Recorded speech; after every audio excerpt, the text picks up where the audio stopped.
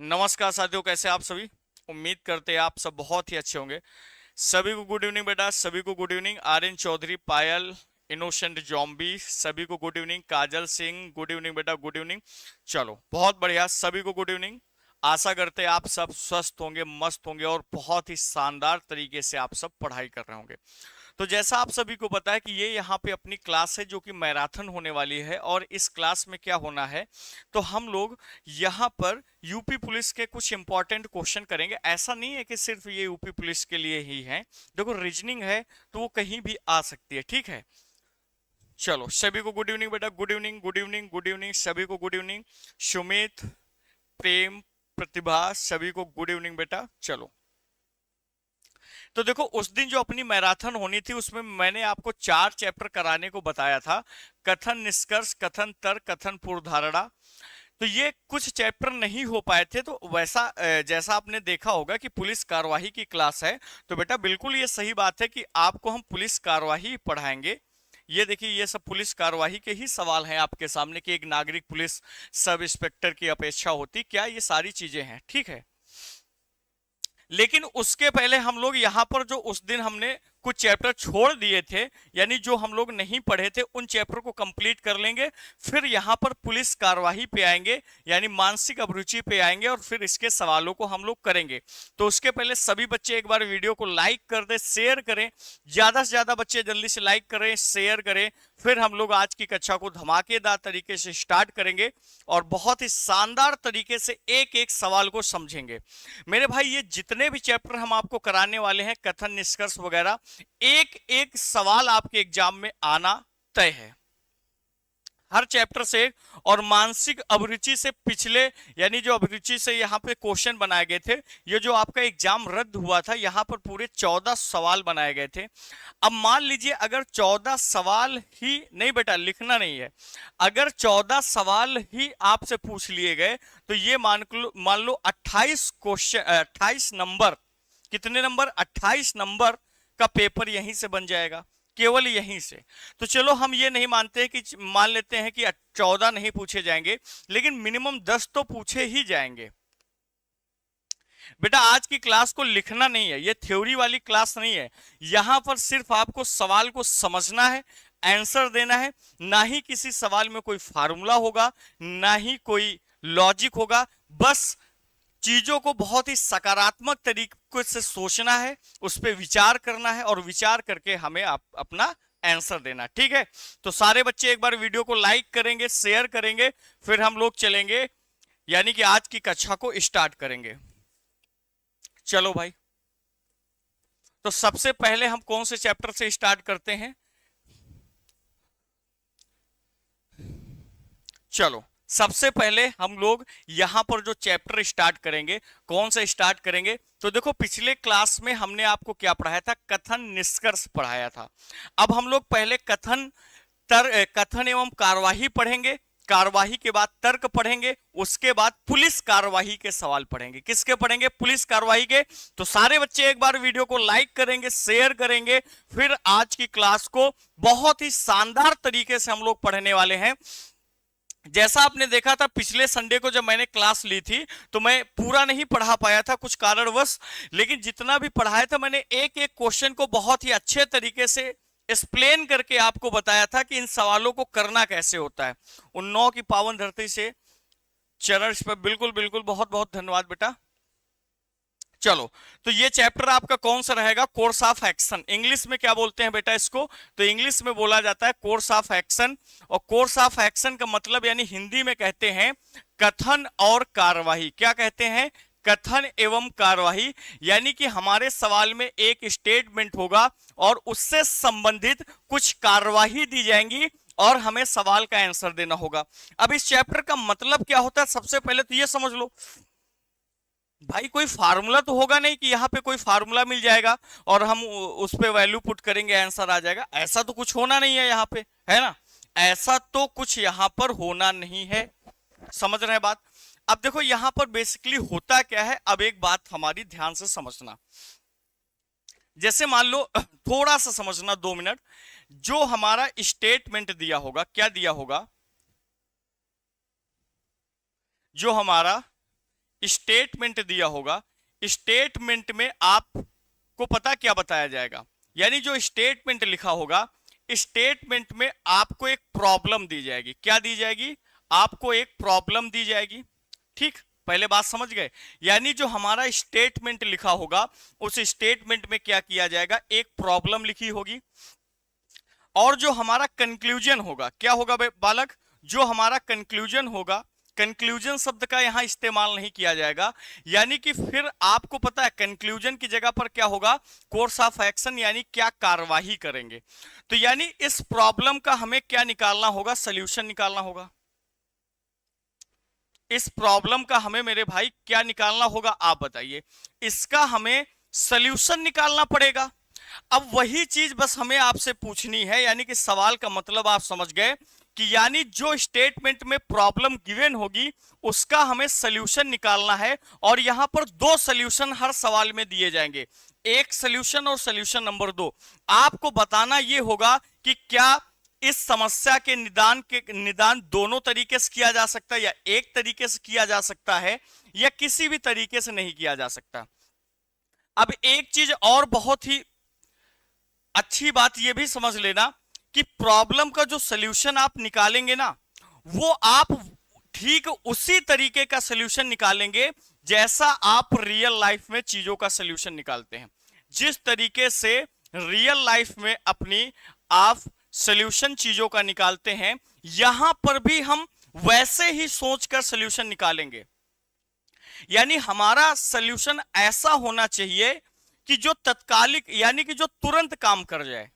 ये नहीं कि सॉल्यूशन कुछ ऐसा बताया गया जो बहुत धीरे धीरे काम करेगा। हमें सॉल्यूशन ऐसा देखना होगा जो तुरंत अप्लाई हो जाए। बात क्लियर? सारे बच्चे एक बार बताएं, ये बात आप समझ गए कि नहीं समझ गए? कुल मिला के बस इतना समझो, स्टेटमेंट में एक प्रॉब्लम गिवन होगी, एक समस्या दी जाएगी, और उस समस्या का हमें क्या निकालना होगा, समाधान खोजना है। और समाधान 2 दिए जाएंगे, और आप बिल्कुल वैसे ही समाधान निकालेंगे जैसे आप किसी भी समस्या का समाधान अपनी वास्तविक जिंदगी में निकालते हैं। क्लियर हो गई बात? कोई डाउट तो नहीं है ना? सारे बच्चे शेयर करेंगे, लाइक करेंगे मेरे भाई, फिर हम लोग सवाल को पढ़ेंगे आगे। चलो अब यहां पे आ जाइए जल्दी से। पहला सवाल आपके सामने क्या लिखा हुआ है, ध्यान दीजिए। पहला सवाल आपके सामने लिखा है, पिछले कुछ महीनों के दौरान तटीय शहर के बहुत से लोग श्वास संबंधी रोगों से पीड़ित हैं। कथन यानी एक प्रॉब्लम बताई गई, क्या समस्या बताई गई कि पिछले कुछ महीनों के दौरान तटीय शहर के बहुत से लोग श्वास संबंधी बीमारियों से यानी रोगों से पीड़ित हैं। ये एक बात बताई गई यहां पर। ठीक है, बात समझ गए? ये आपको बताया गया। अब यहां पर क्या कार्यवाही की जा सकती है, आपके सामने लिखी गई। पहली कार्यवाही, प्रभावित लोगों को चिकित्सा सुविधा उपलब्ध कराने के लिए सरकार को तत्काल स्वास्थ्य पेशेवरों का एक दल भेजना चाहिए। यानी कि पहला निराकरण क्या बताया गया कि इस समस्या यानी कि जो रोगी पीड़ित हैं, इनके क्या बताया गया कि प्रभावित लोगों को चिकित्सा सुविधा उपलब्ध कराने के लिए सरकार को तत्काल स्वास्थ्य पेशेवरों का एक दल भेजना चाहिए, यानी डॉक्टरों की एक टीम भेजना चाहिए। भाई मान लो कहीं पर कोई तटीय एरिया है, वहां पर एक मान लो एक प्रकार की बीमारी फैल गई, सभी लोगों में श्वास से संबंधित बीमारी फैल गई, तो आप क्या करेंगे? तो भाई ये बात बिल्कुल ठीक लिखी है कि सरकार को क्या करना चाहिए, एक चिकित्सा का यानी एक टीम बनानी चाहिए डॉक्टरों की, और उस टीम को वहां पर तत्काल उस दल को वहां भेज देना चाहिए ताकि वो उनका इलाज कर पाए। तो पहली कार्यवाही तो यहां बिल्कुल ठीक लिखी हुई है। क्लियर है ना पहली कार्यवाही? चलो आगे क्या लिखा हुआ है? आगे लिखा हुआ है, ऐसे रोगों से पीड़ित लोगों को एक विशेष वार्ड में रखा जाना चाहिए और उनका उचित इलाज किया जाना चाहिए। कहा गया ऐसे रोगों से पीड़ित का मतलब क्या है? किस रोग से पीड़ित? श्वास संबंधी रोगों से पीड़ित जो लोग हैं। जैसे आपने देखा कोरोना काल में क्या हुआ कि कोरोना काल में यही हुआ, जितने भी लोग कोरोना से पीड़ित मिले उनका एक अलग वार्ड बनाया गया और वहां पे इलाज कराया गया। तो वही ठीक बात कही जा रही कि जितने भी लोग स्वास्थ्य संबंधी रोगों से पीड़ित हैं उन सभी लोगों को एक विशेष यानी अलग वार्ड में रख दो और अलग वार्ड में रखकर उनका उचित इलाज किया जाए। तो क्या ये कार्रवाई बेटा गलत है? ये कार्रवाई तो बिल्कुल ठीक है कि भाई जितने भी लोग इस इलाके में पीड़ित हैं उनको एक अलग वार्ड में भर्ती करो और उनका उचित इलाज किया जाए। क्लियर? यानी कि यहां पर आंसर क्या बनेगा? दोनों कार्रवाई अनुसरण करती हैं, यानी ऑप्शन नंबर सी। चलो बात क्लियर। देखो इस सवाल में ये जो ई नंबर ऑप्शन लिखा है ये गलत है। इसमें केवल आपको 4 ही ऑप्शन मिलेंगे, यानी कि केवल कार्यवाही 1 अनुसरण करती है, दूसरा केवल कार्यवाही 2 अनुसरण करती है, या फिर दोनों नहीं अनुसरण करती हैं। ये अथवा का केस यहां पे नहीं बनेगा। ठीक बेटा? क्लियर? कोई दिक्कत? चलो समझ गए। सारे बच्चे लाइक करेंगे, शेयर करेंगे भाई, तभी मजा आएगा पढ़ने में। चलो कोई डाउट तो नहीं है ना किसी भी बालक को? सारी बातें आप समझ गए ना अच्छे तरीके से? चलो अगले सवाल पे आ जाइए। अगला सवाल क्या लिखा हो गया? अगला सवाल लिखा हाल के महीने में। हाल का मतलब क्या है? जल्द ही, यानी अभी जल्द किसी महीने की बात की गई। हाल के महीने में सरकारी क्षेत्र की टेलीफोन कंपनी से नया टेलीफोन कनेक्शन लेने के इच्छुक लोगों की संख्या में भारी गिरावट आई है। यानी एक प्रकार का यहां पर बात क्या कही गई? अरे इनोसेंट जॉम्बी, ई नंबर नहीं, ई नंबर हमने बताया कि यहां पर ऑप्शन केवल 4 हैं आपके पास। ई नंबर को ध्यान मत देना, ये गलत छप गया है। ठीक? यानी कि सवाल का मतलब क्या है कि सवाल में बताया गया कि अभी कुछ महीनों से सरकारी क्षेत्र की जो टेलीफोन कंपनी है, जैसे मान लीजिए एक एग्जांपल के तौर पर बीएसएनएल सरकारी क्षेत्र की टेलीफोन कंपनी है। अब आपने देखा होगा कि जब जियो लॉन्च हुआ था तो सरकारी जो कंपनी हमारी बीएसएनएल थी, बीएसएनएल के यानी जितने भी ग्राहक थे उन्होंने अपना सिम किस में पोर्ट करा लिया था? जियो में। यानी कि बीएसएनएल के ग्राहकों में भारी गिरावट आई थी। यानी कि यह समस्या बताई गई कि कंपनी से नया टेलीफोन कनेक्शन लेने के इच्छुक लोगों की संख्या में गिरावट आई है, ऐसा बताया गया। ठीक? अब आगे लिखी हुई कार्यवाही की सरकारी क्षेत्र की टेलीफोन कंपनी को इस गिरावट के कारणों का पता लगाने के लिए तत्काल एक समिति स्थापित करनी चाहिए। दूसरी कार्यवाही, नए ग्राहक को आकर्षित करने के लिए सरकारी क्षेत्र की टेलीफोन कंपनी को योजित मूल्यावली से बनी हुई नई योजनाएं पेश करनी चाहिए। यानी कि यहां पर 2 कार्यवाही क्या बताई गई? दोनों कार्यवाही ये बताई गई कि पहली कार्यवाही बताई गई कि सरकारी क्षेत्र की टेलीफोन कंपनी में जो गिरावट आई है ना, इसके कारणों का पता लगाने के लिए यानी कंपनी जो क्या करे, कंपनी एक टीम गठित करे तुरंत, और तुरंत उसको लगा दे, जांच के लिए लगा दे, ताकि वो हमें यह बता पाए कि ये गिरावट आखिर आई क्यों है। तो ये भी बात बेटा बिल्कुल ठीक है। तभी तो जब जांच होगी तभी तो हम पता कर पाएंगे कि आखिर ये गिरावट क्यों आई है। मोहम्मद वसीम, अब दोबारा इतनी कमेंट आप मत करना, ठीक है ना भाई? दोबारा आप इतनी कमेंट मत करना बेटा। ओके, कोई दिक्कत? चलो पढ़ने आए हो आराम से पढ़ो, ना समझ में आए आप बताना। मैं एक एक सवाल को इतना एक्सप्लेन कर दूंगा कि भाई आपकी खोपड़ी में एक एक बात सेट हो जाएगी, लेकिन उसके लिए थोड़ा सा समय लगेगा। भाई आपको भी बताएं, इन सवालों का कोई फार्मूला नहीं है। इन सवालों में ये जो लैंग्वेज लिखी है इसको जितना हम तोड़ लेंगे, यानी शब्दों को जितना ज्यादा तोड़ के समझ पाएंगे उतनी जल्दी सवाल का आंसर हम बना सकते हैं। इसके अतिरिक्त यहां पे कोई फार्मूला नहीं है, कोई लॉजिक नहीं है। ये सब डिपेंड करेगा हमारे सोचने के तरीके पर, और हमें बिल्कुल प्रैक्टिकली सोचना है। बात क्लियर? बेटा तार्किक बैच जो आपका मनीष आर पटेल है, तार्किक बैच जो आपका है वो 70% डिस्काउंट, यानी तार्किक बैच 2.0 1 में एडमिशन आपको नहीं लेना है। 1 के एडमिशन मैंने क्लोज करवा दिए हैं। आपको तार्किक बैच 2.0 लेना है, जिसकी क्लासें 10 तारीख से चलेगी। ठीक है, 10 तारीख से चलेंगी। और जो कोर्स है, कोर्स की कीमत केवल और केवल बेटा 300 रुपए है। अभी हम बाद में आपको बताएंगे। केवल और केवल 300 रुपए है, और 300 रुपए में सुन लेना, आपको लगेगा 300 रुपए महंगा है बेटा, वैलिडिटी जो इसकी रहेगी ना वो लाइफ टाइम रहेगी। लाइफ टाइम आपको 1 साल 2 साल, जितने साल आप रखेंगे उतने साल आप पढ़ सकते हो। 1 साल 2 साल 3 साल 4 साल जितनी इच्छा हो। ठीक है, 10 तारीख से तार्किक 2.0 बैच की क्लासेस चलेंगे। ठीक है, पहला बैच बहुत ही अच्छे तरीके से चल रहा है। अब कोई भी बच्चा उसमें एडमिशन मत ले कि डिस्काउंट मिल रहा है तो उसमें एडमिशन ले ले। हालांकि मैंने तार्किक 1.0 के सारे एडमिशन लॉक करवा दिए, यानी कि अब उसमें कोई भी एडमिशन नहीं होगा। चलो, कोई डाउट? चलें अगले सवाल पे। तो यहां पर यह बात तो सही है। अच्छा, एक चीज बताओ, अगर मान लो जैसे बीएसएनएल कंपनी है, ये आपने क्या देखा पिछले कुछ सालों से क्या हुआ कि बीएसएनएल से हम लोग हट गए, भाई हम लोग जियो ले लिए।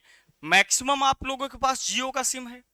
अगर मान लो बीएसएनएल को अपने ग्राहक बढ़ाने हैं तो वो क्या करेगी भाई? लुभावने ऑफर देगी कि भैया जियो वाले 300 में अगर रिचार्ज 1 महीने का दे रहे हैं तो भैया हम 200 रुपए में देंगे और 2 GB डेटा देंगे पर डे। यानी कि लुभावने ऑफर देंगे, यानी कि लुभावनी योजनाएं हम लाएंगे ग्राहक के सामने, तो ग्राहकों को अच्छा लगेगा, यानी कि हम लोग उनकी ओर आकर्षित होंगे। भाई आप ऐड देखते हैं कोई भी टीवी में, तो उसमें आपको क्या किया जाता है? सिर्फ वो ऐड का मकसद क्या होता है? आपको अपनी ओर आकर्षित करना। और जैसे ही हम लोग आकर्षित होते हैं उस चीज को खरीदते हैं। यानी कि यहां पर ये दूसरी भी कार्यवाही जो है वो बिल्कुल सही है। यानी सवाल का आंसर क्या होगा? कई सारे बच्चों ने बताया कि सर बोथ फॉलो, यानी कि दोनों कार्यवाही सही है। ठीक, ये शब्द हटा देना, ये इंग्लिश हिंदी में थोड़ा गलत लिखा हुआ है। दोनों कार्यवाही यहां पे अनुसरण करती है। आप इंग्लिश देख लेना, both first and second action follow, यानी दोनों कार्यवाही यहां पर क्या है आपका अनुसरण करते हैं। क्लियर? चलो अगले सवाल पे आइए। अगला सवाल क्या लिखा हुआ है? लिखा है तेज गति से, देखो कितना अच्छा सवाल, आप इसका आंसर देने का प्रयास करें, बहुत ही अच्छा सवाल है। लिखा तेज गति से जाते हुए एक ट्रक ने प्रातःकाल सड़क के किनारे सोए हुए बहुत से लोगों को गंभीर रूप से घायल कर दिया। यानी घटना क्या हुई है वो आपको बताई गई कि भैया प्रातःकाल बहुत तेजी गति से जा रहा एक ट्रक था, उसने उस सड़क के किनारे, आपने देखा होगा बड़े बड़े शहरों में अक्सर आपने देखा होगा रोड के किनारे लोग, यानी जिनका घर नहीं है, अपना तिरपाल वगैरह तान के झुग्गी बस्ती बना के रोड किनारे रह रहे हैं। अब वो रोड किनारे लेटे हैं, हुआ क्या? घटना कुछ ऐसी घट गई कि सुबह का टाइम था और बहुत तेजी से एक ट्रक आ रहा था और उस ट्रक वाले ने क्या किया? रोड के किनारे सोए हुए बहुत लोगों को गंभीर रूप से घायल कर दिया। ऐसी घटनाएं आप बहुत बार सुन चुके हो। क्लियर? चलो अब इसके सॉल्यूशन क्या है? लिखा है स्थानीय प्रशासन, यानी जो स्थानीय प्रशासन का मतलब जो भी उस स्थानीय प्रशासन यानी पुलिस के द्वारा, पुलिस की बात की जा रही, स्थानीय प्रशासन के द्वारा सड़क के किनारे सोने पर तत्काल प्रतिबंध लगा दिया जाना चाहिए। एक चीज मेरे भाई बताओ, यहां पर आपको लगेगा कि सर ये वाली कार्यवाही बिल्कुल ठीक है, लेकिन एक बात बताना भाई, एक्सीडेंट मान लो हो गया है, एक्सीडेंट हो गया है तो भैया पहले क्या हम प्रतिबंध लगाएंगे या उन लोगों का पहले इलाज कराएंगे और उस ट्रक ड्राइवर को पकड़ेंगे, उसके ऊपर जो भी न्यायिक कार्रवाई होगी हम उसके प्रति करेंगे। तो ये चीज काम पहले करेंगे कि भैया कि कई लोग मर गए, कई लोग घायल हो गए, पहले हम क्या करेंगे? प्रतिबंध लगाएंगे। तो ये कार्यवाही ठीक है, लेकिन ये कार्यवाही लॉजिकल नहीं, गलत है। दूसरी कार्यवाही लिखिए, तेज गति से चलने वाले ट्रक को ड्राइवर को पकड़कर उस पर किए गए अपराध हेतु न्यायिक कार्रवाई की जानी चाहिए। ये बात बिल्कुल ठीक लिखी है। देखो सबसे पहले यानी कि आपको ऐसा सॉल्यूशन निकालना है जो जल्दी से जल्दी अप्लाई किया जा सके। मेरे भाई पहले आप ये काम करोगे कि पहले ये काम करोगे? आप बताओ। पहले ये काम हम लोग करेंगे ना कि भैया जो ट्रक ड्राइवर है उसको पकड़ो और उसके ऊपर न्यायिक कार्रवाई, यानी गलत तरीके से नहीं, जो जायज कार्रवाई है वो पुलिस के द्वारा की जानी चाहिए। ये बात बिल्कुल सही, ये कार्रवाई बिल्कुल सही है। अब यहां पर लिखा कि स्थानीय प्रशासन के द्वारा सड़क के किनारे सोने पर तत्काल प्रतिबंध लगा दिया जाना चाहिए। मेरे भाई तत्काल प्रतिबंध तुम कैसे लगा पाओगे, ये बताओ। भाई तुम क्या उनको घर दे दोगे? नहीं दे पाओगे ना। तत्काल में उन पर बैन नहीं लगा सकते हैं ना, कुछ समय लगेगा। यानी ये कार्यवाही गलत है। तो आंसर क्या होगा? केवल और केवल दूसरी कार्यवाही अनुसरण करती है। और आशा करते हैं सारे बच्चों का आंसर आ गया होगा। बहुत बढ़िया, बहुत बढ़िया, सभी का आंसर आ गया। चलो सारे बच्चे बता रहे हैं, कोई दिक्कत? चलो आइए आगे सवाल पे आइए। अगला सवाल पढ़िए। लिखा है सर्वोच्च न्यायालय ने निर्देश दिया है, यानी कि सुप्रीम कोर्ट ने निर्देश दिया, क्या दिया? कि सरकारी कार्यों में पारदर्शिता लाने के लिए उनमें व्यवस्था लाने की आवश्यकता है। यानी पारदर्शिता का मतलब पता क्या है? यानी कि उनको सुचारू रूप से सही तरीके से उनको किया जाए, है ना। लाने के लिए उनमें व्यवस्था लाने की आवश्यकता है, यानी कि कुल मिला के उनको अपडेट करने की आवश्यकता है। क्या लिखा गया? व्यवस्था तैयार करने के लिए सरकार को तत्काल एक कार्यवाही दल की नियुक्ति करनी चाहिए। दूसरा, सरकार को सर्वोच्च न्यायालय को अपने निर्देश पर पुनर्विचार करने के लिए अपील करनी चाहिए। एक मेरे भाई एक बात आप कॉमन सेंस लगाओ। सुप्रीम कोर्ट ने आदेश दिया, बड़े ध्यान से समझना। देखो इन सवालों को जितना हम समझ लेंगे उतना बेहतर है। ये सवाल ये नहीं कि हम 200 सवाल पढ़ेंगे तब मजा आएगा। अगर हम जितने सवाल पढ़े उनको एक एक सवाल को बहुत अच्छे तरीके से अगर हम समझते चले जाएंगे तो मेरे भाई हम बहुत आसानी से सवालों को हल कर पाएंगे। अब एक चीज बताओ, यहां पर बताया गया कि सर्वोच्च न्यायालय ने आदेश दिया। आदेश किसने दिया? सर्वोच्च न्यायालय ने आदेश दिया। और आदेश दिया है तो आप एक चीज बताओ, सर्वोच्च न्यायालय का जो भी निर्णय होता है वो अंतिम और सर्वमान्य होता है कि नहीं होता है? आप बताइए। होता है ना। तो मेरे भाई अब यहां क्या बताया गया दूसरी कार्यवाही में? कि सरकार को सर्वोच्च न्यायालय को अपने निर्देश पर पुनर्विचार करने की अपील करनी चाहिए। यानी सरकार अब ज्ञान दे रही है किसको? सुप्रीम कोर्ट को, कि सुप्रीम कोर्ट से बोले कि भैया तुम अपने निर्णय पर एक बार फिर से विचार करो। हम सुप्रीम कोर्ट के फैसले पर अपील कर सकते हैं? नहीं कर सकते हैं। यानी ये क्या हुआ? गलत। तो कार्यवाही कौन सी सही है? केवल और केवल पहली कार्यवाही सही है कि सरकार, सुप्रीम कोर्ट ने फैसला दिया तो सरकार एक तत्काल टीम बनाए और उसकी नियुक्ति करे। क्लियर? यानी सवाल का आंसर क्या हो जाएगा? केवल और केवल पहली कार्यवाही अनुसरण करती है। क्लियर? कोई डाउट? सभी का आंसर आ गया, बहुत बढ़िया। मोहम्मद वसीम, अगर आप सीजीएल की तैयारी कर रहे हैं वहां पर भी इस चैप्टर से एक क्वेश्चन आपको देखने को मिलेगा। ठीक है बेटा, एक क्वेश्चन आपके पेपर में आता है, आप प्रीवियस ईयर पेपर चेक करके देख सकते हैं। क्लियर? कोई डाउट? चलो बहुत बढ़िया। अब एक बार सारे बच्चे ये बताएंगे, पहली बात तो सारे के सारे बच्चे एक बार वीडियो को लाइक कर देंगे और जल्दी से एक बार शेयर करेंगे। और दूसरी बात ये कमेंट में लिख के बताएं कि अब थोड़ा बहुत समझ में आने लगा कि नहीं।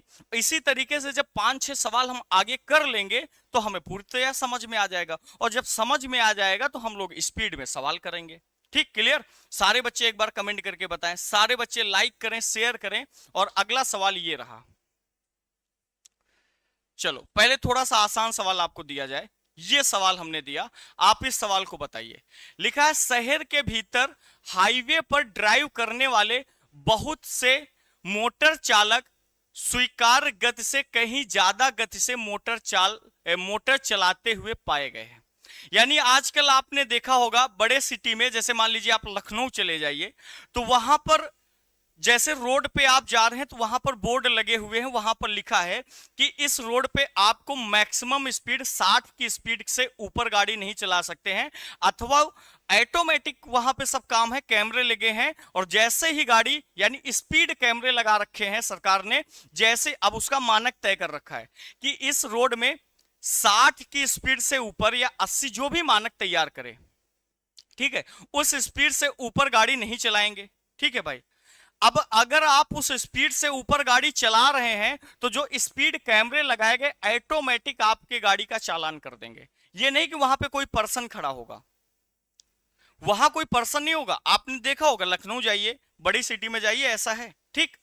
तो यानी कि वही चीज बताई गई कि शहर के भीतर हाईवे पर ड्राइव करने वाले बहुत से मोटर चालक स्वीकार गति का मतलब जो मानक लगा रखा है, उससे कहीं ज्यादा गति से मोटर चलाते हुए पाए गए हैं। अब इन पे क्या कार्यवाही की जानी चाहिए, क्या सोल्यूशन निकालना चाहिए, आपके सामने लिखा लिखा कि ट्रैफिक पुलिस अधिकारियों को शहर के भीतर हाईवे पर वाहनों के आवागमन की व्यक्तिगत रूप से निगरानी करनी चाहिए। दूसरा लिखा है सरकार को गलती करने वाले चालकों को पहचानने और दंड देने की तत्काल व्यवस्था बनानी चाहिए। बताइए आपको क्या लगता है, मान लो आप ही हैं और बहुत तेज 100 की स्पीड में खींचते हुए चले जा रहे हो मोटरसाइकिल, और फिर तुमको पकड़ लिया गया कि भैया जो स्वीकार गति है उसके ऊपर आपकी गाड़ी चल रही है, तो क्या कार्यवाही होनी चाहिए आप बताइए। आप सोचिए, आपके सामने दो सोल्यूशन लिखे गए हैं, दोनों सोल्यूशन गलत हैं या दोनों सोल्यूशन सही है, या पहला सोल्यूशन सही है या फिर दूसरा। सारे बच्चे एक बार जल्दी से कमेंट करेंगे और फिर हम लोग चलेंगे आगे। आस्था बंसल का आंसर आ गया कि सर दूसरी कार्यवाही सही है, बहुत बढ़िया बेटा। ये रीजनिंग का ही तो पार्ट होता है, जो आपके स्टेटमेंट कंक्लूजन यानी कथन तर्क, कथन निष्कर्ष, कथन पूर्वधारणा, कथन कार्यवाही, कारण परिणाम, ये सब रीजनिंग का पार्ट है भाई। कहां खोए हो आप? चलो बताओ सारे बच्चे।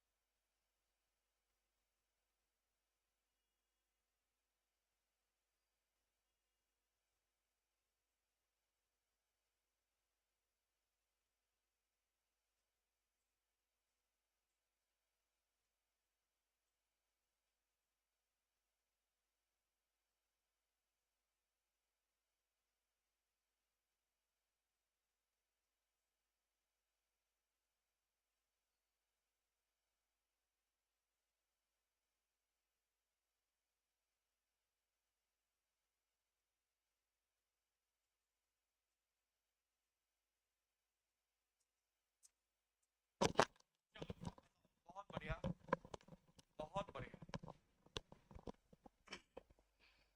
सवाल में पहली कार्यवाही क्या लिखी गई कि ट्रैफिक पुलिस अधिकारियों को शहर के भीतर हाईवे पर वाहन के आवागमन की व्यक्तिगत रूप से कार्यवाही निगरानी करनी चाहिए। एक चीज बताओ बेटा, हम व्यक्तिगत रूप से निगरानी रख सकते हैं? नहीं रख सकते हैं यार, ये तो गलत है भाई। तुम ही सोचो, हम एक एक व्यक्ति को कहां देख पाएंगे? व्यक्तिगत रूप से तो कार्रवाई कर ही नहीं सकते हैं।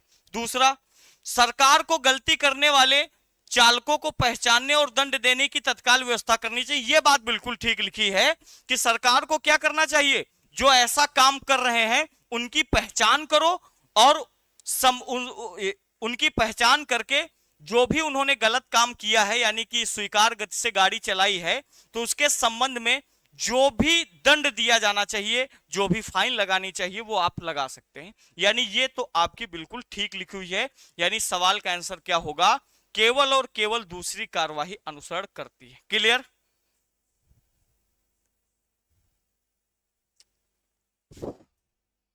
एक बच्चा बोल रहा है कि सर मेरा लड़ाई झगड़ा करने का मन करता है। कहां पर बेटा लड़ाई झगड़ा करना है तुमको? चलो क्लियर, आगे आइए सवाल पे। अगला एक सवाल लिखा, एक प्रसिद्ध आरपीओ कंपनी, कोई कंपनी है, नाम लिखा गया, एक प्रसिद्ध आरपीओ कंपनी में कार्यरत शहर के कर्मचारियों ने कंपनी द्वारा किए गए, एक सेकंड रुकना, पीआरओ, ठीक है बिल्कुल। आरपीओ कंपनी में कार्यरत शहर के कर्मचारियों ने कंपनी द्वारा किए गए अमानवीय व्यवहार, यानी अमानवीय व्यवहार का मतलब गलत तरीके का व्यवहार के खिलाफ विरोध स्वरूप अपनी नौकरी छोड़ दी। यानी कि हुआ क्या है, अब समझो सीधे शब्दों में, कहने का मतलब कोई कंपनी है, उस कंपनी के द्वारा जो कर्मचारी उस कंपनी में कार्यरत हैं, उस कंपनी के द्वारा गलत तरीके का व्यवहार किया गया, किनके साथ? कर्मचारियों के साथ। तो इसी के विरोध में कर्मचारियों ने क्या किया, विरोध किया और नौकरी छोड़ दी। अब बात समझ गए क्या मतलब है? दूसरा, 9 आओ जीआईसी ग्राउंड में मिलते हैं आपसे। चलिए भाई, दूसरा, अब कार्रवाई क्या, सरकार को आरपीओ कंपनी को अपने परिचालन बंद करने का आदेश तत्काल देना चाहिए।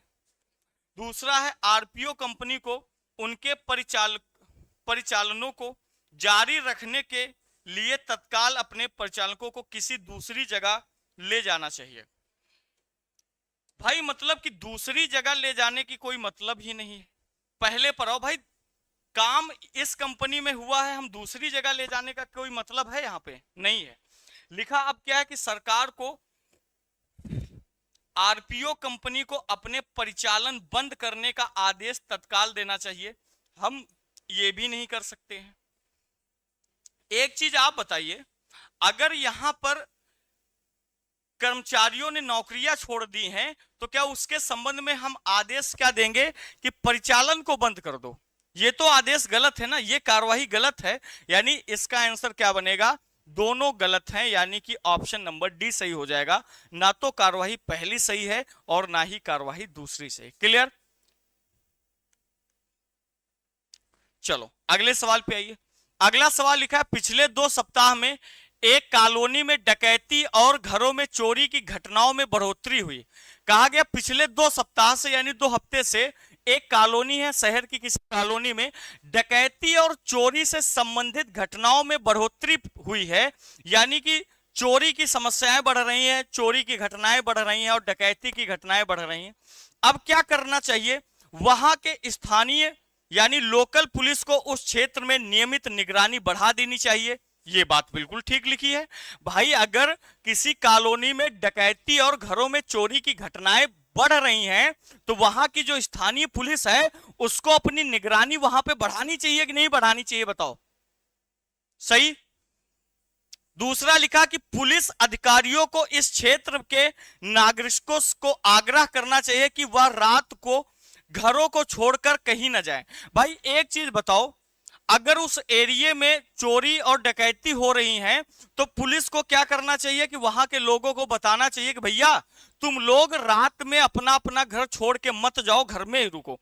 एक बात बताओ, ऐसा हम कर सकते हैं यार? किसी को कहीं जरूरी काम से जाना हुआ तो वो तो जाएगा। मान लो किसी के यहाँ कोई एक्सपायर हो गया, कोई बीमार हो गया, किसी को शादी पार्टी में जाना है, तो क्या हम नहीं जाएंगे? जाएंगे जी, बिल्कुल। तो यानी ये तो कार्रवाई गलत है, हम रोक तो नहीं लगा पाएंगे कि भैया तुम घर से ना जाओ।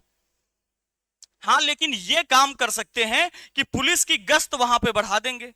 ये बात बिल्कुल सही लिखी गई। यानी सवाल का आंसर क्या हो जाएगा, तो केवल और केवल पहली कार्रवाई अनुसरण करती है। क्लियर? कोई डाउट?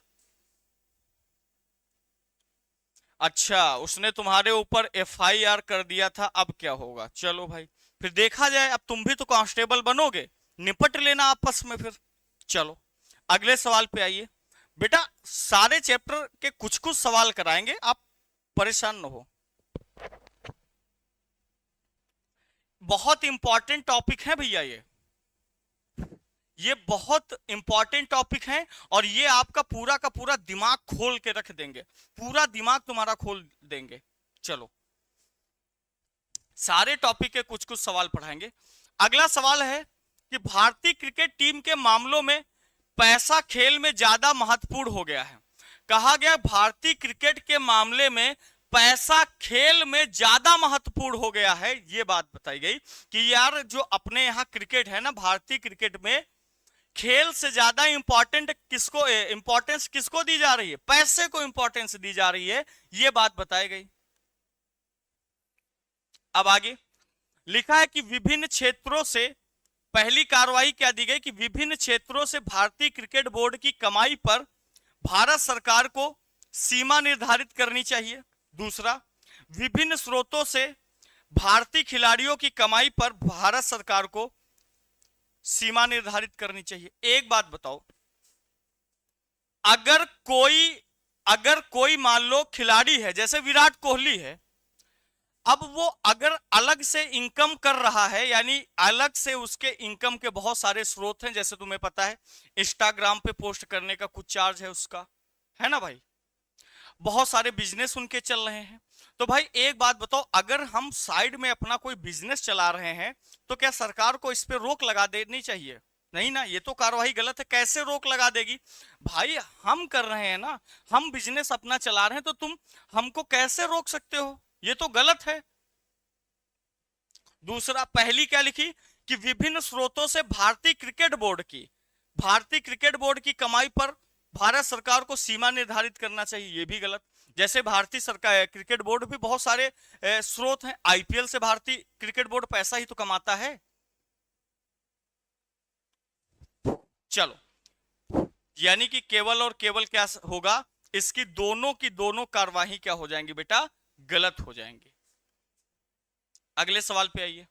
अगला सवाल लिखा है, उत्तरी क्षेत्र में बहुत से, सवाल दिया गया उत्तरी क्षेत्र में बहुत से लोग जल से उत्पन्न होने वाली बीमारियों से ग्रसित हो रहे हैं। कहां की बात बताई गई, उत्तरी क्षेत्र में बहुत से लोग जल से उत्पन्न होने वाली बीमारियों से ग्रसित हो रहे हैं, ऐसा आपको बताया गया। क्या बताया गया, बीमारियों से ग्रसित हो रहे हैं।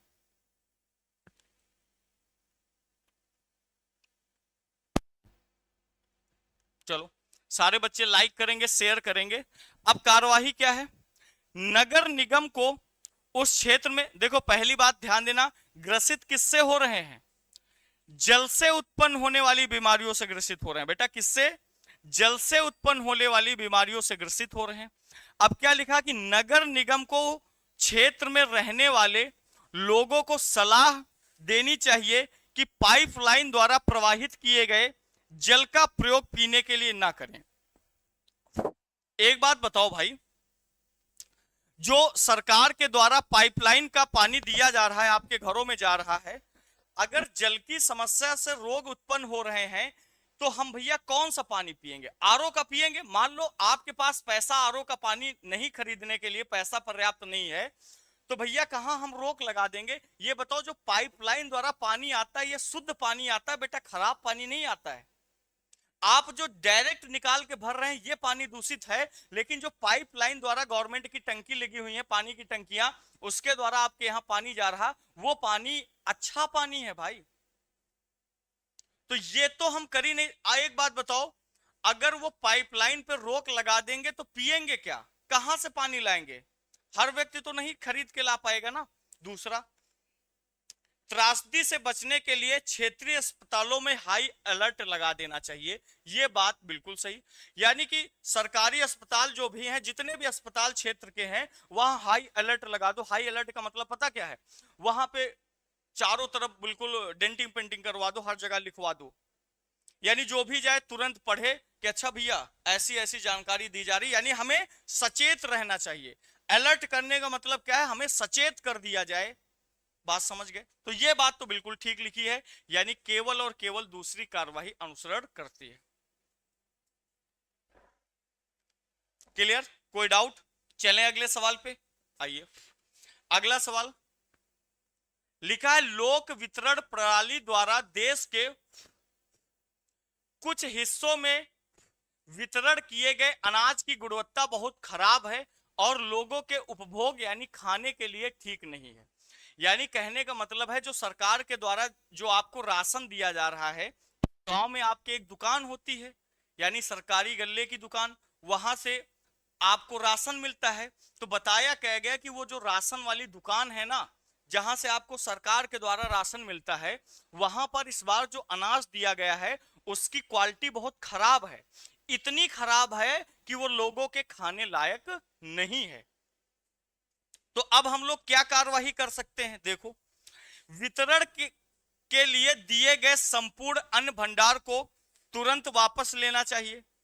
दूसरा, लोगों को सलाह देनी चाहिए कि वितरण द्वारा खरीदा गया अनाज वापस दें और अपना पैसा ले जाएं। मेरे भाई, पहली लिखी गई वितरण के लिए दिए गए संपूर्ण अन्न भंडार को तुरंत वापस लेना चाहिए, ये बात गलत।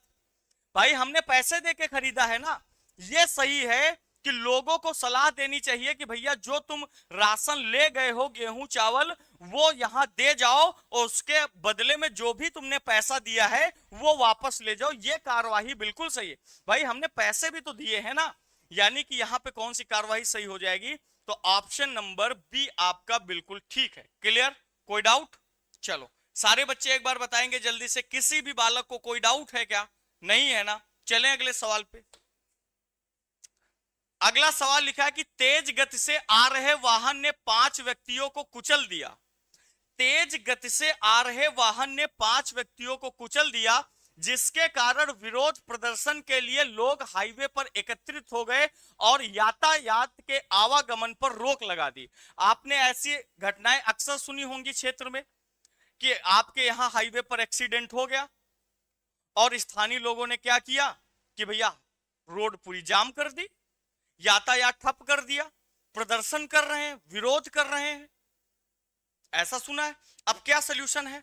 भीड़ को हटाने के लिए पुलिस को आंसू गैस का प्रयोग करना चाहिए। बिल्कुल गलत। भाई वो भीड़ कोई फालतू में थोड़ी विरोध कर रही है। भाई अगर आपके यहां एक्सीडेंट हुआ और आपके घर का कोई एक्सपायर हो गया, वहां पे अचानक उसकी मृत्यु हो गई, तो आप लोग रोड पे अगर विरोध कर रहे हैं तो ये गलत तो नहीं कर रहे हैं। यानी आंसू गैस के तो गोले नहीं फोड़ने चाहिए ना, ये तो गलत है। दूसरा, पुलिस अधिकारियों को चाहिए कि जन भावनाओं को शांत करें, यानी जो लोग क्रोधित हो गए हैं उनको समझाए, उनकी बातों को समझे और उनको समझाए, उनको शांत कराए, अपराधियों के खिलाफ कार्रवाई का आश्वासन दे और उस स्थान पर पुलिस तैनात कर दे। यानी और उनको क्या बताए कि भैया जो भी अपराधी हैं हम उनके खिलाफ कड़ी से कड़ी कार्रवाई करेंगे। ये बात बिल्कुल ठीक है। और वहां पर ज्यादा से ज्यादा पुलिस बल तैनात कर दें, तो ये बात बिल्कुल ठीक लिखी है। यानी केवल और केवल दूसरी कार्रवाई अनुसरण करती है। चलो, उम्मीद करते हैं ये सारे सवाल आपको बहुत अच्छे तरीके समझ में आ गए होंगे। अब हम लोग चलेंगे इस चैप्टर को समाप्त करके, अब हम लोग चलेंगे पुलिस कार्यवाही के सवालों पर। कहां पे चलेंगे? पुलिस कार्यवाही के सवालों पर। और ये रहा पहला पुलिस कार्यवाही का सवाल। ठीक है, तो बेटा ये चैप्टर में मैंने 15 सवाल कराए हैं आपको, और 15 सवाल से आप ये समझ सकते हैं, अब आप समझ चुके होंगे कि इन सवालों का उत्तर यानी कथन और कार्यवाही के सवालों को कैसे हल किया जाता है, किस तरीके से इनको समझा जाता है। एक बार सारे बच्चे बताएंगे हमें कमेंट करके, और लाइक करेंगे, वीडियो को शेयर करेंगे। फिर हम लोग अब चालू करेंगे क्या? पुलिस कार्यवाही, यानी यूपी पुलिस में जो आपके सवाल पूछे गए थे पुलिस कार्यवाही के, हम लोग उन सवालों को पढ़ेंगे। ठीक है भाई, आइए चलो। अब जब ये सवाल तुम पढ़ के करना, तो ऊपर देख लेना लिखा क्या गया है। भाई ये पता क्यों पूछा जाता है? भाई आप आगे चल के यूपी पुलिस में कांस्टेबल बनेंगे, तो आपको कुछ चीजों की जानकारी होनी चाहिए। ऐसा थोड़ी है कि आपके थाने में कोई आदमी आ गया तो आप दे धड़ा उसको उड़ा दोगे ना, ये तो गलत है ना। तो वही चीजें यहां पर है। क्लियर? चलो, सवाल क्या लिखा है ध्यान से पढ़िए। लिखा, आप एक पुलिस निरीक्षक हैं, एक परिवादी आपके पास परिवाद करने आता है, उसके साथ आपका व्यवहार होगा। एक परिवादी यानी एक आदमी परिवाद करने आता है, उसके साथ आपका व्यवहार कैसा होगा? और आप हैं क्या? एक पुलिस निरीक्षक हैं। भद्दा व्यवहार होगा, ये तो गलत है भैया। कोई आएगा तो हम पुलिस में अगर हैं, मान लो तुम कांस्टेबल हो या दरोगा हो, तो क्या तुम्हारा व्यवहार उसके प्रति भद्दा होगा? नहीं। असहयोगात्मक होगा, ये भी गलत। घृणापूर्ण होगा, ये भी गलत। हमारा व्यवहार कैसा होगा? सहयोगात्मक होगा, यानी कि हम उसके प्रति एक अपना अच्छा व्यवहार दर्शाएंगे। घृणापूर्वक व्यवहार थोड़ी करेंगे, भद्दा व्यवहार थोड़ी करेंगे, असहयोगात्मक व्यवहार थोड़ी करेंगे। यानी आंसर क्या बनेगा? Option number B. क्लियर? कोई डाउट? चलो अगले सवाल पे। अगला सवाल लिखा कि मेरा मानना है कि पुलिस का मुख्य दायित्व है। मेरा मानना है पुलिस का मुख्य दायित्व है, क्या है? थाने के प्रत्येक कार्यकलाप में भी सहयोग देना, केवल अपराध का संरक्षण करना। भाई केवल अपराध का संरक्षण करना पुलिस का काम थोड़ी है। थाने में भरसाधक अधिकारियों का सहयोग करना, यह भी गलत। थाने में खेलकूद की व्यवस्था करना, यह भी गलत। हमारा दायित्व क्या है? थाने के प्रत्येक कार्यकलाप में भी सहयोग देना, यह सबसे उचित है। भाई आप बताओ, हम केवल अपराध पे काम थोड़ी करेंगे, हम खेल कूद पे काम थोड़ी करेंगे, थाने में जितने भी प्रत्येक कार्यकलाप में अपना सहयोग देंगे। अगर हम कांस्टेबल है तो थाने के अंतर्गत होने वाले सभी कार्यों में अपना सहयोग करेंगे। बताओ, यही तो करेंगे ना। चलो अगले सवाल पे आओ। अगला सवाल लिखा, पुलिस सब इंस्पेक्टर को अपने कार्य में गुणवत्ता लाने के लिए करना चाहिए। यानी मान लीजिए आप एक पुलिस सब इंस्पेक्टर हैं, दरोगा जी हैं, तो आपको अपने कार्य में गुणवत्ता लाने के लिए क्या करना चाहिए। गुणवत्ता लाने का मतलब आप अपने कार्य को और अच्छा करें, तो इसके लिए आपको क्या करना चाहिए। अहंकार का त्याग करना चाहिए। तो आपको तो यह बात लगेगा बिल्कुल ठीक है, अहंकार नहीं रखना चाहिए, बात तो ठीक लिखी है। अहंकार का संकलन, यह भी ठीक लिखा है। फिर लिखा स्वयं का व अपने कार्यों का मूल्यांकन करना चाहिए। तो बेटा ये सबसे सही बात लिखी है और ये दोनों सब गलत हो जाएंगे। क्यों मेरे भाई, ये जो बात लिखी है कि अगर आपको गुणवत्ता लानी है तो स्वयं का व अपने कार्यों का मूल्यांकन आप करें, यानी आप अपने आप का, खुद का और खुद के द्वारा किए गए कार्यों का मूल्यांकन करेंगे। तो मेरे भाई इसमें यह भी तो आएगा, इसमें यह चीज अंतर्निहित है। ये जो बात लिखी हुई है इसमें यह चीज ऑटोमेटिक आती है। यानी इसलिए सबसे सटीक आंसर क्या बनेगा कि हमें स्वयं का और अपने कार्यों का क्या करना चाहिए, मूल्यांकन करना चाहिए। और जब ये चीजों का मूल्यांकन करेंगे तो हम अपने आप अहंकार का भी त्याग कर देंगे। तो यानी सवाल का आंसर क्या बनेगा, correct answer option number B होगा। कई सारे बच्चों को हो सकता है डाउट भी हो गया हो। चलो बहुत बढ़िया, आगे आइए। अगला सवाल क्या लिखा कि जब उच्च अधिकारी थाने में निरीक्षण के लिए आए तो पुलिस सब इंस्पेक्टर को कौन कौन सा व्यवहार अपनाना चाहिए। यानी मान लो आप दरोगा हैं किसी थाने में और आपके थाने में क्या हुआ, पुलिस के कुछ बड़े अधिकारी आ रहे हैं जांच करने के लिए। मान लो एसपी साहब आ गए, तो जांच करने के लिए एसपी साहब आ रहे हैं और आप थाने में इंस्पेक्टर हो, तो आपको कैसा व्यवहार अपनाना चाहिए उनके प्रति, यानी जो लोग निरीक्षण के लिए तुम्हारे अधिकारी आ रहे हैं। अपनी कर्तव्य सीमा में रहें, पहला। अधिकारों के लिए लड़े, अरे भाई अधिकारों के लिए लड़ाई थोड़ी करेंगे, ये तो गलत है। जी हजूरी करेंगे, यार ये बताओ कोई अधिकारी अगर आ रहा तो क्या हम जी हजूरी करेंगे, हम तुम्हारे तलवे चाट लेंगे, नहीं भाई गलत। ये बिल्कुल सही है कि अपनी कर्तव्य सीमा में रहेंगे। भाई अगर हम सब इंस्पेक्टर हैं और तुम निरीक्षण करने आ रहे हो तो हम क्या करेंगे, हम अपनी कर्तव्य सीमा में रहेंगे कि हमारे जो कार्य हैं हम उनको करेंगे। तो सबसे सही आंसर क्या बनेगा, अपनी कर्तव्य सीमा में रहेंगे, यानी अपनी कर्तव्य सीमा के अंदर जो भी व्यवहार है हम सब उनको अपनाएंगे। क्लियर, कोई डाउट। अगला सवाल, अगला सवाल लिखा कि आपके अनुसार, किसके अनुसार बेटा, तुम्हारे अनुसार।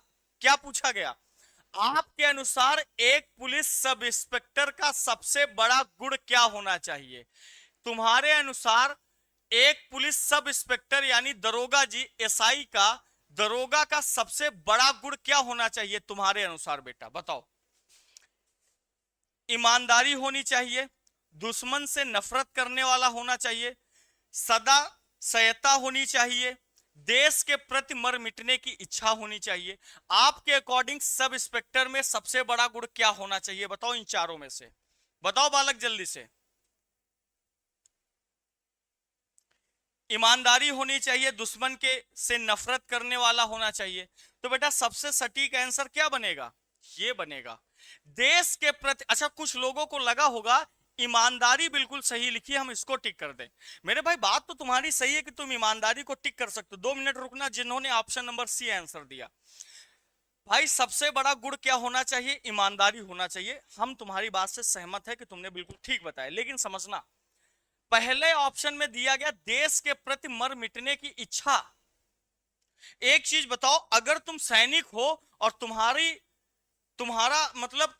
तुम्हारा नेचर कुछ इस तरीके का है कि तुम देश पर मर मिटने की इच्छा तुम्हारी है, अगर तुम्हारे अंदर ये क्वालिटी है तो मेरे भाई तुम ईमानदारी से तो काम कर रहे होगे, ये तो निश्चित है।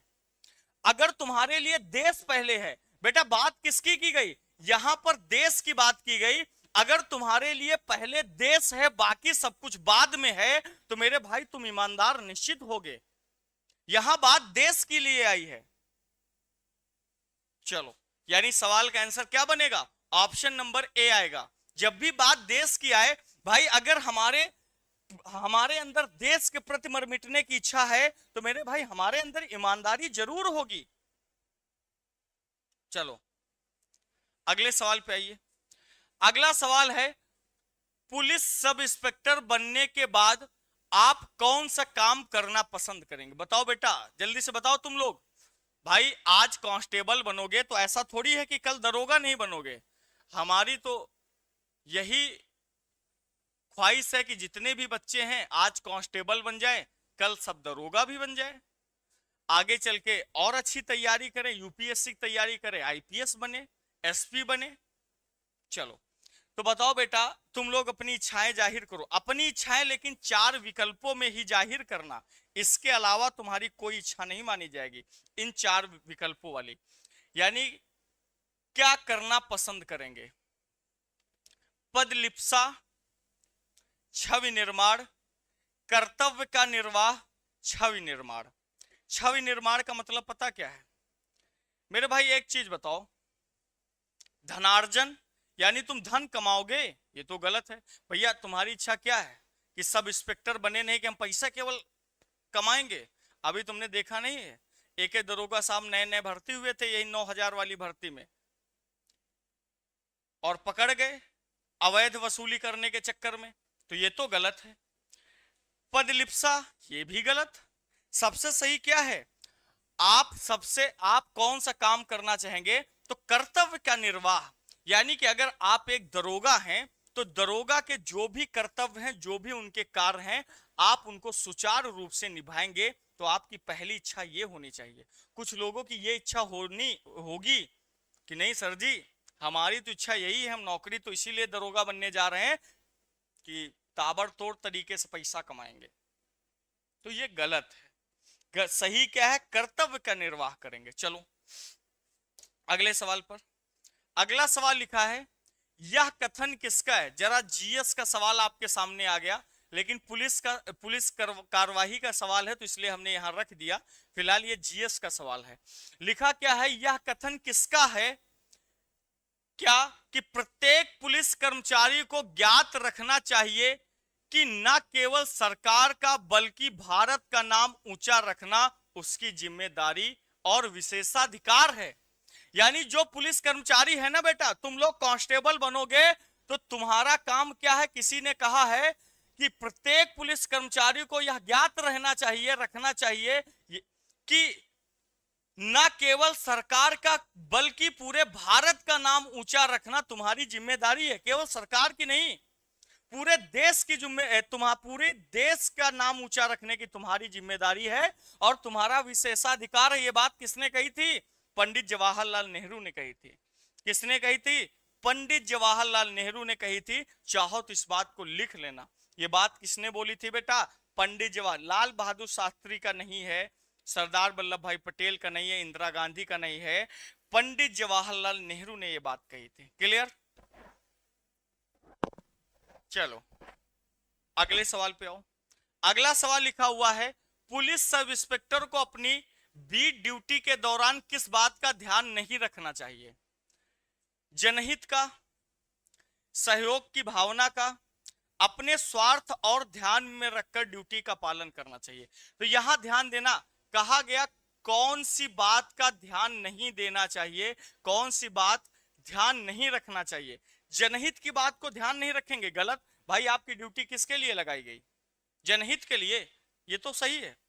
कर्तव्य परायणता के लिए, ये भी सही है। सहयोग की भावना रखनी चाहिए, ये तो बिल्कुल रखेंगे। भाई तुम पुलिस के लिए क्यों तैनात हो यार? अगर तुम सहयोग नहीं करोगे, तुम्हारा काम क्या है? सहयोग है तो करना है एक प्रकार से।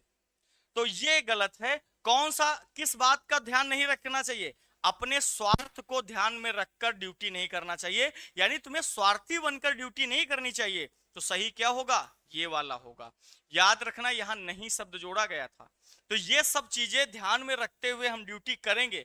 किस चीज को ध्यान में रखकर ड्यूटी नहीं करेंगे? हमें स्वार्थी होकर थोड़ी ड्यूटी करना है। चलो अगले सवाल पे आओ। अगला सवाल लिखा गया, क्या एक कर्तव्यनिष्ठ पुलिस सब इंस्पेक्टर दबाव में आकर गलत काम करता है? लिखा हुआ है, क्या एक कर्तव्यनिष्ठ पुलिस सब इंस्पेक्टर दबाव में आकर गलत काम करता है? कभी कभी करता है, हमेशा करता है, कभी नहीं, इनमें से कोई नहीं। तो मेरे भाई यहां पर ध्यान देना, लिखा क्या गया, कर्तव्यनिष्ठ पुलिस इंस्पेक्टर की बात कही गई, और कर्तव्यनिष्ठ मेरे भाई पुलिस इंस्पेक्टर दबाव में कभी भी गलत काम नहीं करेगा। तो मेरे भाई कभी भी वो गलत काम नहीं करेगा दबाव में, क्योंकि यहां कैटेगरी बताई गई। पुलिस इंस्पेक्टर कैसा? कर्तव्यनिष्ठ पुलिस इंस्पेक्टर है, वो कभी भी दबाव में गलत काम नहीं करेगा। चलो, यानी आंसर क्या होगा? कभी नहीं। चलो अगला। मेरे भाई एक चीज बताओ, आप पुलिस कांस्टेबल ही बनेंगे, आप दबाव में काम थोड़ी करेंगे, आपसे दबाव में कोई गलत काम थोड़ी करवा लेगा। आप बताओ, क्या आपके ऊपर दबाव डाल के आप तुम गलत काम कर दोगे? तुम्हारे ऊपर दबाव डाल दिया गया, फलाने को मार दो, फलाने को जेल भेज दो, तुम भेज दोगे? ये तो गलत है ना, ये गलत है कि नहीं है? तुम सोच के देखो, बिल्कुल गलत है। लिखा, पुलिस का कार्य एक प्रेरणादायक कार्य है, या कथन सत्य है या असत्य है? आपको बताना कि जो पुलिस का कार्य है एक प्रेरणादायक कार्य है या नहीं है। तो बेटा बिल्कुल सत्य, पुलिस का कार्य एक प्रेरणादायक कार्य है, यह बात बिल्कुल सही है। चलो आगे आओ। लिखा है, एक पुलिस नागरिक से पुलिस सब इंस्पेक्टर की अपेक्षा होती है, यानी आम जनता की दरोगा साहब से पुलिस सब इंस्पेक्टर से क्या अपेक्षा होती है? बताइए। समानता पूर्वक व्यवहार की, जवाबदेह की, सहयोग की, भयभीत हो। तो मेरे भाई क्या अपेक्षा होती है? जवाबदेही की, गलत। भयभीत हो, गलत। सहयोग दें, ये तो सही है, ध्यान देना। अब ये सही कर सकते हैं, लेकिन एक बात लिखी है, समानता पूर्वक व्यवहार की, ये बात सबसे सही लिखी हुई है।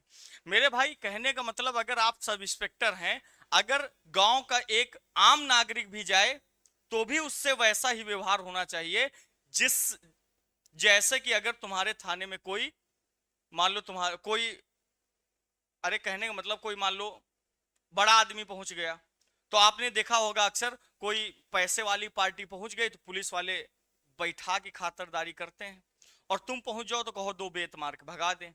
तो ये चीज गलत है। तुम्हारी उम्मीदें क्या होती हैं? तुम्हारी उम्मीदें यही तो होती हैं हम लोगों की कि भाई समानता पूर्वक व्यवहार होना चाहिए, समानता पूर्वक व्यवहार होना चाहिए। और अगर समानता पूर्वक व्यवहार होगा तो तुम सहयोग तो फिर तो पुलिस करेगी ना, इसमें ये चीज निहित है। यानी सबसे सटीक आंसर ये बन जाएगा, अगर व्यवहार वो लोग समानता पूर्वक करेंगे तो मेरे भाई निश्चित आपका सहयोग करेंगे। चलो क्लियर, कोई डाउट? आगे आइए। अगला सवाल, कुछ है सवाल बचे हुए हैं बस। लिखा हुआ, किसी गांव या नगर का पुलिस मुख्यालय किसे कहा जाता है? बेटा बताओ, ये चीज तो तुम लोगों को पता है, किसी गांव या नगर का पुलिस मुख्यालय किसे कहा जाता है? पुलिस थाने को, पुलिस निदेशालय को, पुलिस चौकी को, उपयुक्त में से कोई नहीं। मेरे भाई पुलिस निदेशालय को तो नहीं कहा जाता है, पुलिस चौकी को कहा जाता है। भाई तुम्हारी एरिया का मुख्यालय, पुलिस मुख्यालय किसे मानते हो? अपने नजदीकी थाने को ही तो पुलिस मुख्यालय मानते हो। चौकी तो मेरे भाई इसकी एक शाखा होती है, चौकी को नहीं मानते हैं, पुलिस थाने को मानते हैं। तुम लिखते नहीं हो एड्रेस में अपना कि थाना फलाना, फलाना फलाना थाना है हमारा, तो यानी तुम्हारा पुलिस मुख्यालय कौन सा है? किसी गांव या नगर का मुख्यालय पूछा गया तो किसी गांव या नगर का मुख्यालय उसका नजदीकी थाना होता है। चलो क्लियर, आगे चले। अगला सवाल लिखा है, पुलिस व समाज के मध्य अच्छे संबंध बनाने के लिए आवश्यक है। पुलिस व समाज के मध्य अच्छे संबंध बनाने के लिए आवश्यक है सामूहिक उत्तरदायित्व की भावना, स्वयं की प्राप्ति, अपना हित। मेरे भाई अपना हित तो गलत है, स्वयं की प्राप्ति गलत है। आंसर क्या है? सामूहिक उत्तरदायित्व की भावना। मेरे भाई अपने हित की बात थोड़ी करोगे, स्वयं की प्राप्ति यानी केवल तुम खुद के लिए करोगे, नहीं, गलत है। सामूहिक उत्तरदायित्व की भावना रखनी पड़ेगी, ठीक है। चलो ए नंबर। अगले सवाल पे आओ। अगला सवाल लिखा है, पुलिस के अनुसार कौन से कृत्य बेईमानी को दर्शाते हैं? यानी पुलिस के अनुसार कौन से कृत्य बेईमानी को दर्शाते हैं, जल्दी से बताइए। और मेरे भाई ये सवाल हम आपको देते हैं होमवर्क के लिए, ये सवाल हम आपको लिए देते हैं होमवर्क के लिए, और इस सवाल का आंसर आपको बताना होगा कमेंट बॉक्स में। ठीक है भाई, इस सवाल का आंसर आप बताएंगे कहां पर? तो मेरे भाई इस सवाल का आप आंसर बताएंगे हमें कमेंट बॉक्स में, और सभी बच्चे इस सवाल का आंसर करेंगे।